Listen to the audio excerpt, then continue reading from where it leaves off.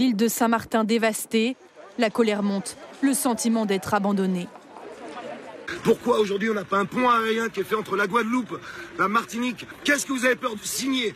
Vous signez quoi? Notre arrêt de mort, vous avez peur de signer? Qu'est-ce que vous faites?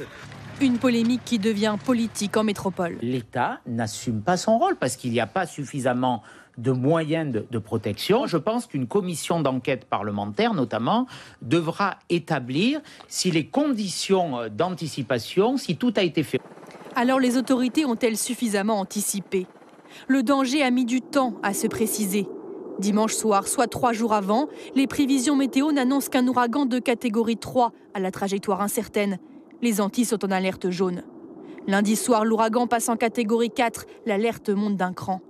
Mardi midi, en catégorie 5, ce n'est donc que 14 heures avant l'arrivée d'Irma que les Antilles sont mises en alerte rouge. Aucune évacuation de masse de l'île n'est organisée. Les habitants ont ordre de se barricader. Des renforts militaires et sanitaires sont acheminés de la métropole vers la Guadeloupe. Selon la ministre de l'Outre-mer, l'État a fait le maximum. L'État a été à la hauteur du défi. Oui, ce qui est arrivé à Saint-Martin n'est jamais arrivé ailleurs. Et oui, on est ici sur une île au bout du monde. C'est pas la métropole où on prend les voitures et on trouve des solutions.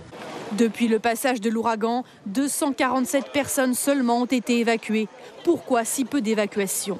À l'aéroport de Saint-Martin, une seule piste n'a pas été endommagée. Une piste qui ne peut pas accueillir de gros transporteurs.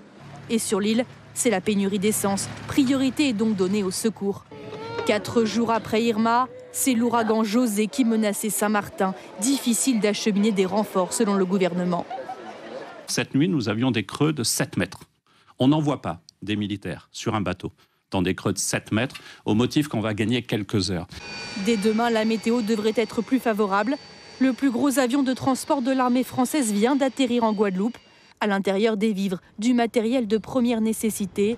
Il prendra demain la direction de Saint-Martin.